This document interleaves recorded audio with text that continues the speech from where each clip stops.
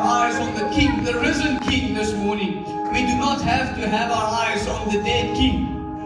He's not the dead King. He's the King that is alive. Amen? Amen? Amen? Come on, John, dis lekker. Ek so lekker. Woo, ek is so opgewonde. I'm telling you guys, I'm so excited. This morning, as I was coming this way, I was thinking on this. I thought sometimes we focus on the cross and focus on the cross and focus on the cross, and the Bible says, "Cursed is he who hangs on a tree." Let's get our focus off of the cross and get it on Jesus who was on the cross. I think if we can get that, because that's important. Otherwise, we think of the cross the whole time. The cross is empty, the grave empty, Jesus alive. Amen? Amen? Give him praise. Thank you, guys. Thank you, thank you. Thank you, thank you. Oh, you are welcome to be seated. Oh, I'm so excited about this word because you know what? This morning, it's all about Jesus and what Jesus has done. And yes, we are allowed to think of the cross. It's fine. Think about the cross. It's good. But make sure that your emphasis is on Jesus Christ that was on the cross. Make sure that you understand that He was alive. No, He is alive. Sorry. Not was. If someone was alive, it's a problem. He is alive. Now I want you to look at your neighbor and say, He is alive. Okay, now I know it's not Sunday yet. I understand it's not Sunday yet. But we don't have to be all weird and religious, because we can't come today and look all sad, because today is the day that Jesus was crucified.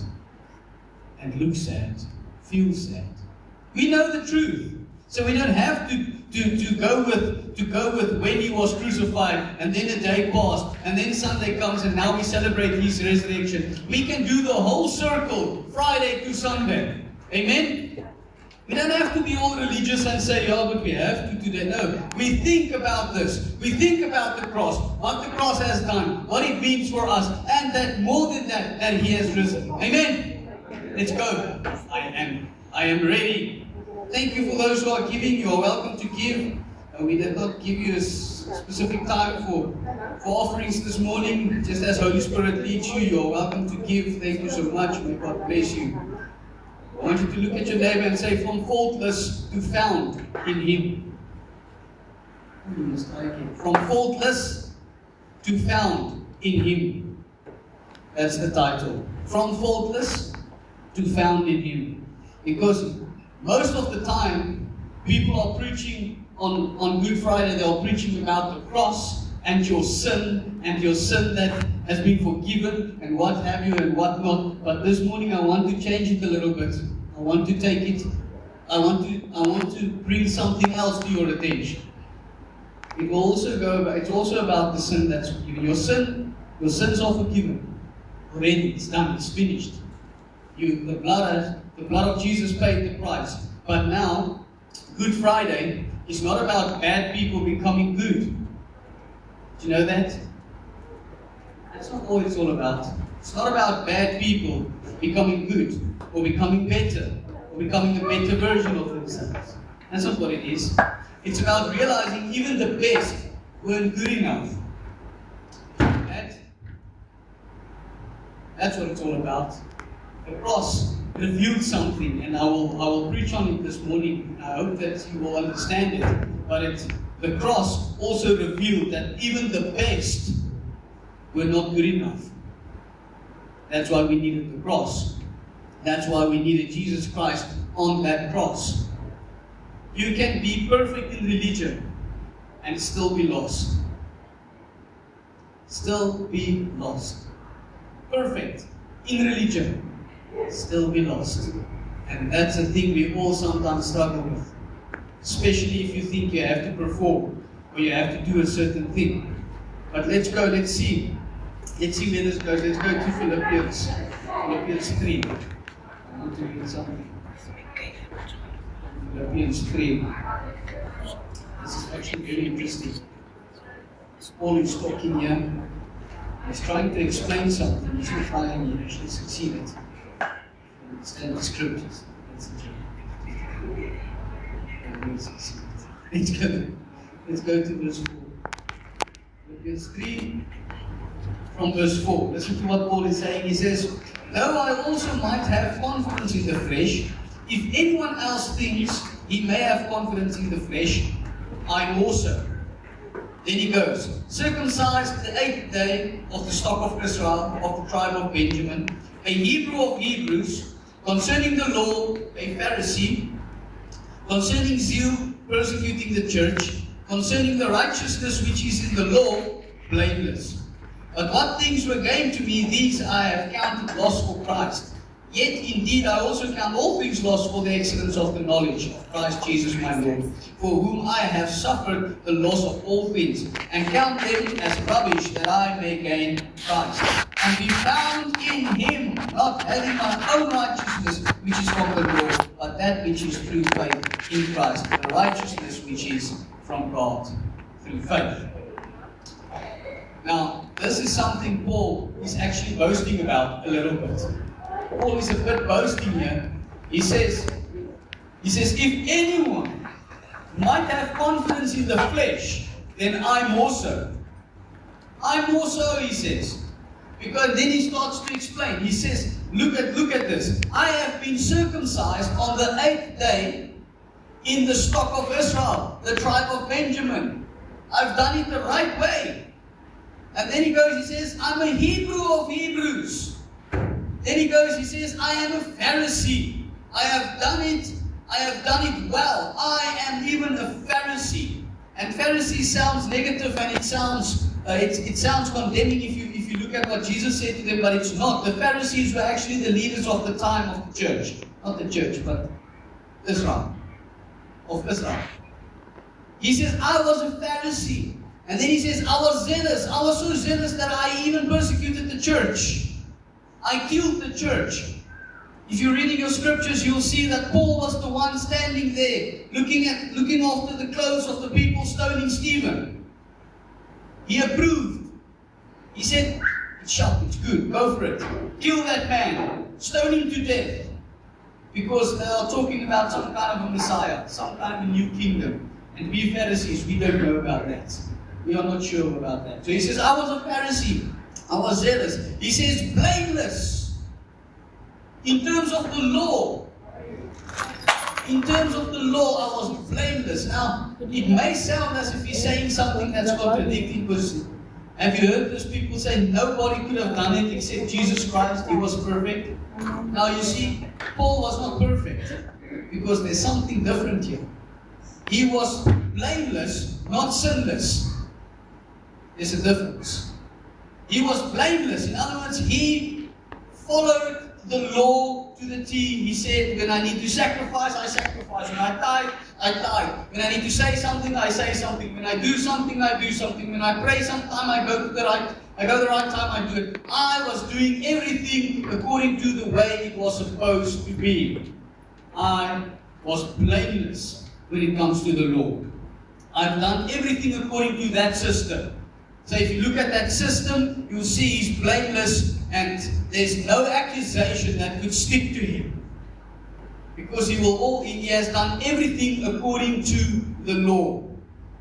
And then we need to understand that he had this perfect CV. He had this perfect, describing himself perfectly, but he had no life. That's what he's trying to say in this piece. That's what he's trying to tell people. That's what he's trying to say. He says, I had all these things. I was perfect in it. I was blameless in the system. But I was not alive. Then he goes, let's go to verse 7. He says in verse 7, but what things were gain to me, these I have counted loss for Christ. Whatever was gain, I wanted to lose. Whatever I thought I was doing well in, all this law keeping, all this Pharisaical way of living, all these things I've done, I want to move it aside. I see it as worthless. All these things I've trusted in for my own righteousness, I see it as worthless. Everything I built my life on, I want to move it aside. I want to walk away from it. It's not working for me. He was this awesome Pharisee. And you know, we all know the scripture. I can't remember where it is in Matthew. Someone get that. Somewhere in Matthew, Jesus says, is it Matthew 5? I can't remember, but it doesn't matter. Jesus says, if your righteousness does not exceed that of the Pharisees, you will not enter the kingdom, or you will not receive the kingdom. And everybody thought to themselves, how will we do this? Because they were looking at the Pharisees, feeling, and they thought to themselves, but these Pharisees, as Paul said, Paul was a Pharisee. He was blameless in the system. He was blameless. And Jesus said, if your righteousness does not exceed that of the Pharisees, you won't make it. And this is the point that Paul is trying to make. With all his performance, all his hard work, everything that he was doing so good and so perfect according to the system, he says, I counted it as rubbish. I counted it as loss. Let's go to Galatians, because this is something that we need to understand, that Paul said. Galatians 2, listen to what he says here. Galatians 2, verse 21. He says, I do not set aside the grace of God, for if righteousness comes through the law, then Christ died in vain. So what Paul is trying to say here is that all these things that I have done so good, I want to set it aside, because if that could make me righteous, then Jesus died in vain. Then Jesus had no reason to die on the cross. Jesus had no reason for all this agony and pain that he had to endure for us. If our own works, our own way of doing, our perfect following the system of the law could make us righteous. He says, now if I look at this, if that could make me righteous, then Christ died in vain. And it just shows us that the human effort was never enough. The human effort is never enough. You can really try your best. You can do everything you want to do, and you can try and do it perfectly. You can try and live this perfect, sinless life. If you would like to try, you're going to fail. And even if you think you are doing well, it's not good enough. It will never be good enough. Because if we look at this righteousness that Paul is talking about, it shows us that the cross of Jesus Christ proves that even our best effort is not sufficient. Now, I know it sounds like bad news, but it's actually great news. It's very good news, and we'll get to the good news. But you see, I've made notes here before I go to the exchange, what happened on the cross. But if you look at the law and how it limited, remember Israel had the law, and God wanted them to keep the law so that they may try and see if they may attain righteousness through this. And they failed time and again. Now you see, the law could control their behavior. It could. Because the law says, do not kill. So it could control them. The law says, do not covet. It could control them and their behavior. It could make them look right. It could make them look as if they are doing well. That's what the law does. It could make them look right. But it could not change their nature. And that is what Paul is talking about. The law could not change nature. The law could not make you truly righteous with God. And that's why we needed the cross. It could make you look right, but it couldn't make you right with God. You needed something. I needed something. Paul said, I needed something. I had this CV, all these great things I've done, being a Pharisee, being zealous, being circumcised on the 8th day, all these things, persecuting the church, thinking I'm doing God a favor. All these things I've done so well. But it's as if there's something missing. And that's why Paul says, now I want to move all these things aside. All my great works, all my good works. And I want an exchange. I want to exchange something so that I can be in right standing with God. Because all my efforts failed. According to the system, it was good. But according to God and His standards, it's not good. That's why we have the Sermon on the Mount. That's what Jesus has done there. Jesus made it impossible for people to try and be perfect and be righteous. He says, you think by keeping the law you'd be able to be righteous. He said, you think killing someone is a problem. Jesus said, even just looking at someone, being angry at him and hating him, that is like killing him. That's the standard Jesus was trying. He said, you think when you sleep with another woman when you are married, you think it's a problem. I'm telling you, just looking at another woman with lust in your eyes is the same thing. Now try and do it as a man, try and do it as a woman, try to do it with your own efforts. You will fail time and again. So there's an exchange that we need to look at. Let's go to 2 Corinthians 5.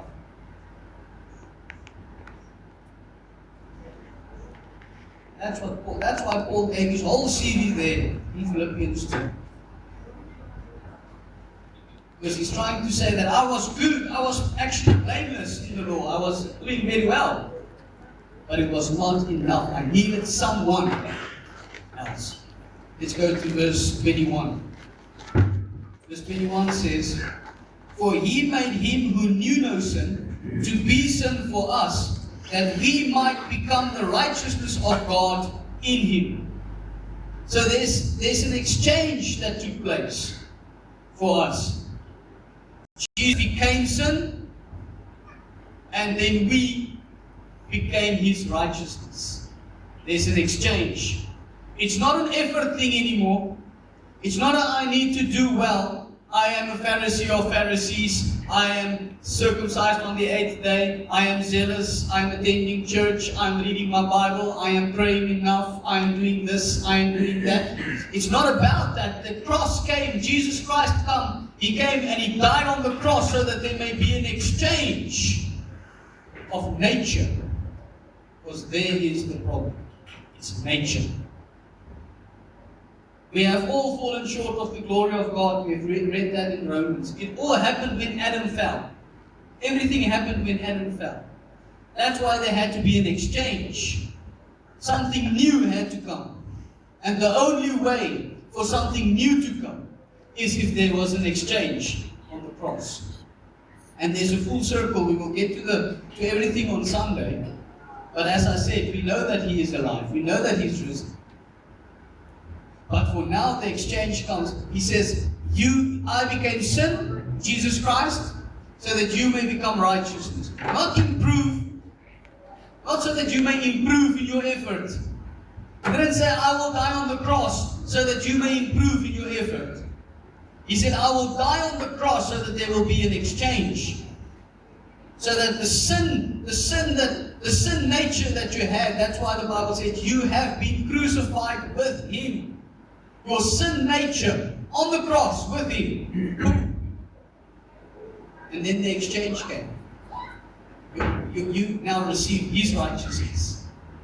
That's why we are righteous. Why? Because we are doing well? No, because we are in Christ Jesus now. And we are His righteousness. That's who we are.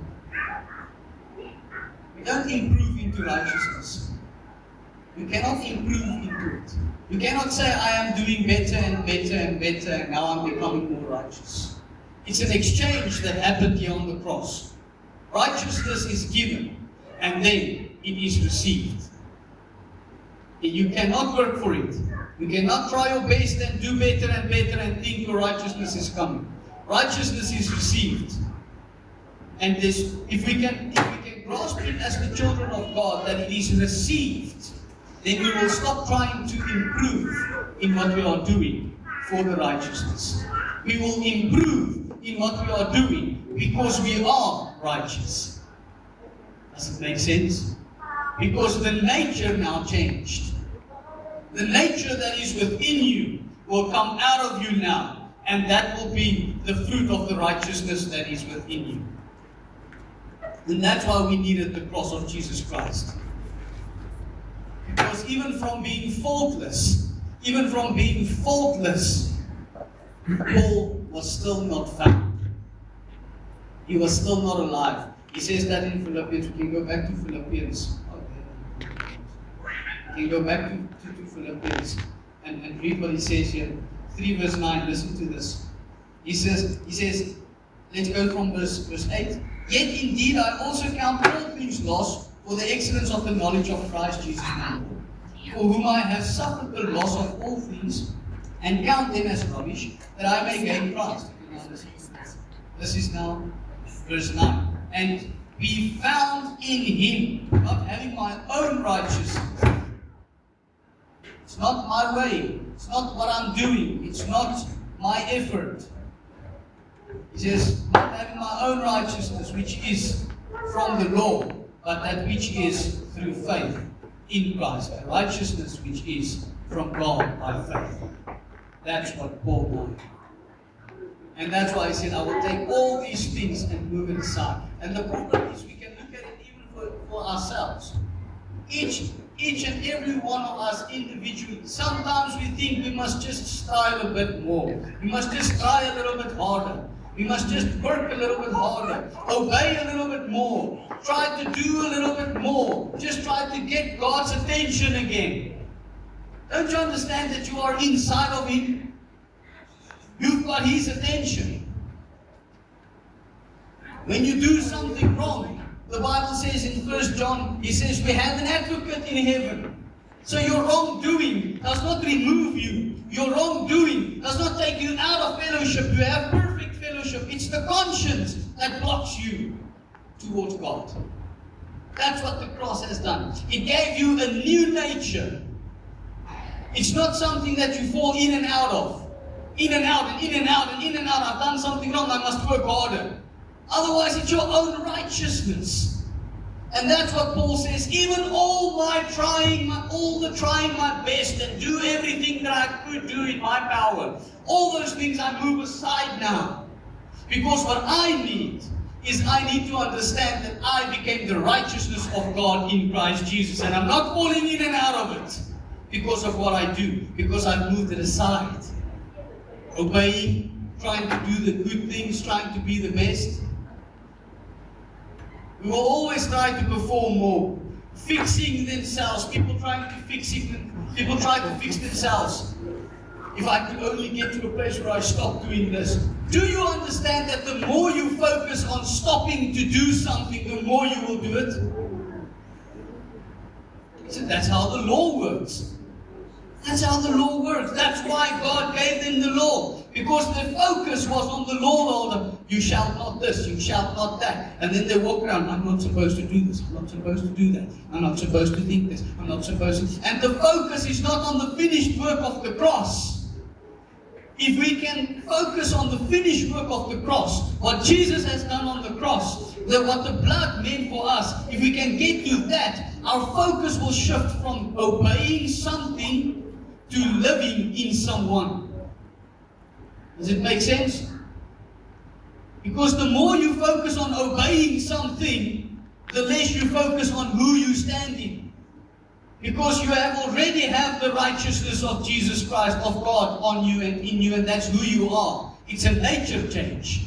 So stop focusing on, I must stop doing this and stop doing that, and start focusing on who you stand in because of the cross. That's why we believe. We believe in Jesus Christ and His sacrifice and the fact that He's risen. We believe in that. Why? So that there may be an exchange. The nature changed. That's the awesome and good news. That is the power of God. The gospel. That's why Paul says, I'm not ashamed of the gospel. Because it's good news. And that reveals the power of God. What's the power? The power that I can take something that's dead, someone that's dead, And because of one thing that my Son has done on the cross, I can exchange it into life. That's the power of God. In other words, He raised you from the dead. And I know there will be a second coming, and we will all be raised from the dead if you have died. I'm not talking about that. I'm talking about nature. Your nature. The old man died. You see, performing and not focusing on the cross gets us to a place where we think that God is waiting for our best. God is not waiting for your best. He met you at your worst. That's where He met you. He's not waiting for your best. He met you at your worst, and now He's making you the best. Because that's who you are. Do you understand what Paul is trying to say with his CV? He's giving his CV and he's saying, this is everything I've done. This is everything that I've accomplished. Think you are so good, but your righteousness are like filthy rags before the Lord, says the Bible. And suddenly there's an exchange. And God is making you someone. He met you at your worst, because those filthy rags that you thought was righteous is your worst, even though you thought it's your best. And it's not working. Why?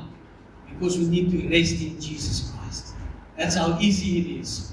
That's how easy it is. And then from there on forth, we walk the walk and talk the talk. We let the new nature come out. We make sure we do not sin. Why do you sin? Because sometimes the flesh do stupid things. It happens. It happens. Must you go and do it? No, you must not go and do it. Why not? Not because it's a law, don't do this, don't do that, don't do that. Because you are focusing on the Son. You are focusing on the one that has risen. You are focusing on the one that paid the price. You are focusing on the one that said, you are inside of me now. Let your righteousness come out.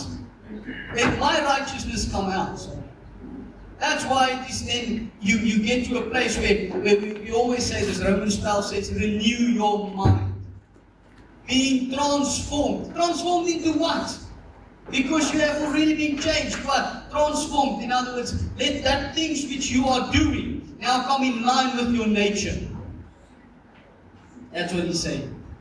And that's what we need to understand about what Paul is trying to explain to us in Philippians. Even in the struggle. If you struggle with certain things, you struggle with a certain issue, you can call it works of the flesh, you can call it sin, you can call it whatever you want to. In fact, to struggle with it means that you are saved. Because otherwise you wouldn't have cared, or you wouldn't have mind doing it. If it's something that if it doesn't bother you, then it means that there's nothing inside of you trying to take you away and let your nature come out. That's why it bothers you. So if you ever wondered if you are really saved, you'll see if you do something wrong, whether it bothers you or not. Because that's why Galatians says that the spirit is against the flesh, and the flesh is against the spirit. Constantly. So if the flesh starts doing things which the spirit doesn't like, you will know that this is something I'm not supposed to do. By law keeping? No. By staying in righteousness. By accepting the cross, Jesus Christ on the cross, His death, His resurrection, the whole circle, receiving the Holy Spirit. That's how we know. That's why Paul is giving all this.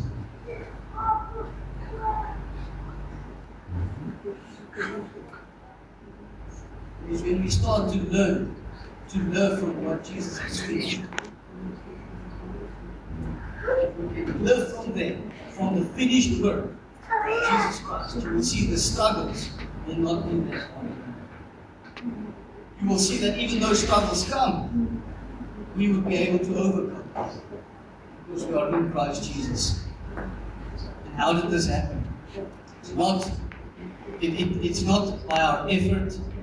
It's not through religion. It's not through law keeping. It's not through trying harder. It was by the blood of Jesus Christ. The blood of Jesus Christ.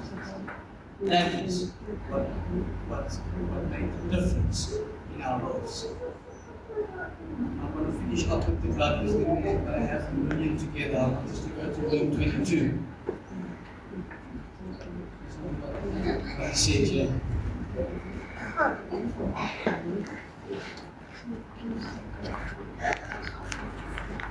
Luke 22 from verse 20.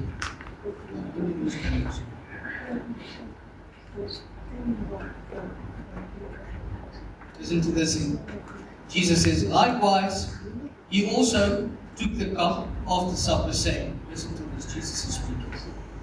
This cup is the new covenant in my blood, which is shed for you. In this cup, in other words, the blood of Jesus Christ is the new covenant. And the new covenant is his blood. Your relationship with God is not built on your performance. Your relationship with God is built on his blood. That's where the relationship started. That's where the relationship grows from. Let's quickly just check what the blood did. Because if we don't understand the blood, if we do not understand what the blood has done for you, why would you use communion? Why would you have communion together with the saints, with the church, at your house? If we don't understand what the blood has done, what are you then doing in remembrance? Are you just thinking, yeah, Jesus was on the cross? Jesus was on the cross, I think. Maybe it hurt a lot. Jesus was on the cross, thinking of the passion of the Christ and how it looked. Because that was more visual. Just thinking about that won't really save you. Knowing what the blood has done, that saves you. So let's quickly go through it and see what did the blood do. It's not a lot of things I'm going through, but it's everything for you. Let's go to Colossians 2. This is one of the things. Let's go to Colossians 2.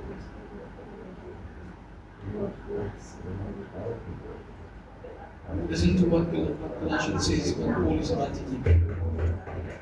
Colossians 2 verse 14 says, having wiped out the handwriting and requirements that was against us, which was contrary to us, and he has taken it out of the way, having nailed it to the cross. So the blood removed your record. It removed those handwriting of requirements that was against you. Your record of sin. The blood removed it. It took it away. You understand that there is no file in heaven with your name on it, ready for you to enter there and then say, someone calling your name and say, okay, let's just look at all the sin that they have done. It's taken away. All those requirements, because if there's no requirements, what will be held against you? There's no file. It has been taken away. Hebrews 10:14.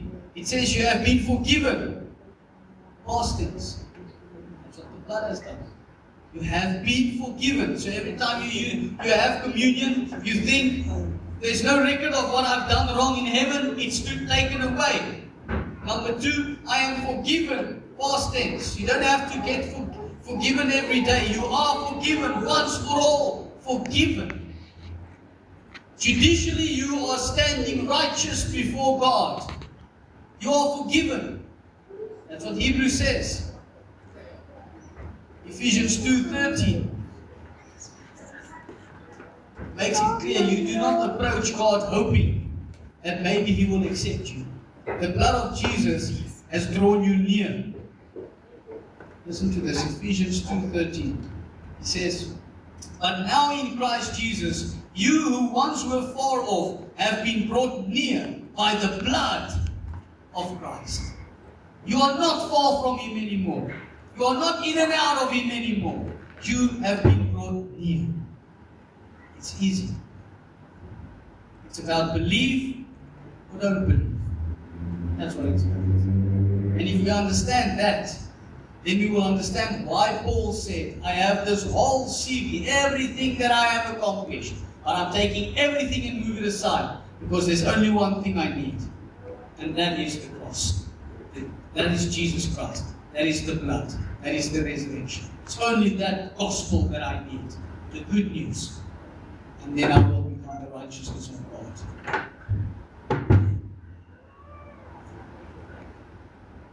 We can all come together, or after we've prayed, we can have communion together. You can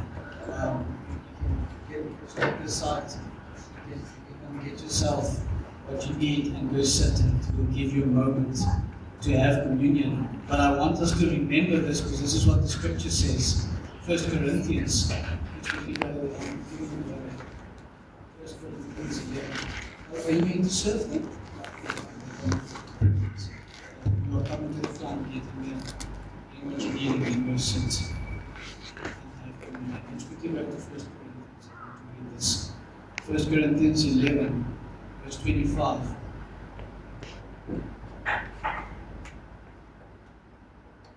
Verse 25. In the same manner, he also took the cup after supper, saying, "This cup is the new covenant in my blood. This do, as often as you drink it, in remembrance of me." Those things that I've just given you, what the blood has done. When we take this, we think of the blood. There's no power in this that we have here physically. The power is in Jesus Christ. The power is remembering this. The power is having communion, remembering of what remember what Jesus has done. There the power is. So every time we take this, we think of Jesus Christ, His body, His blood, and the power that is in there. There's power in His blood. It saved you once for all. It cleansed you once for all. It took away your sin. It took away the handwriting that was against you. It brought you near to God. That's how powerful the blood is. And that's what we remember when we have communion together. Think of the blood. Think of His body. Think of His resurrection. And we remember that we are in Him, seated with Him, inside of Him, in heavenly places. Every time we have this. That's why people get healed when they have communion. Is it because there's power in this? No. It's because there's power in what we remember by using this. That's why. That's why we have communion as often as we can. Because you remember what Jesus has done. And that power heals you. That power delivers you from some kinds, from weird mindset. That power isn't something you remember that cleansed you once for all. That's why we have this. And I want to ask you, as you come to the front and help yourselves, I really pray that we understand that once you have communion, don't think that you have communion to get right with God. Because that's not what we have. You have communion so that you may remember that you are right with God. Amen? Align your thoughts towards Him, towards His scriptures, towards what He has done. Let's pray together.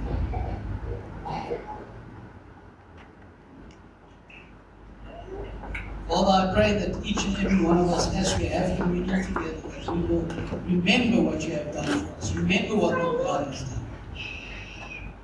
I pray that we will not examine our worth, Lord. That we will examine your finished work. Lord, I pray that we will not strive and think we need to do more. That we will not carry guilt as we have communion together. Lord, I pray we will lay it down. I pray that we will realize that we have been found in Him. In that cup, in the blood of Jesus. It's a new covenant. It's His blood.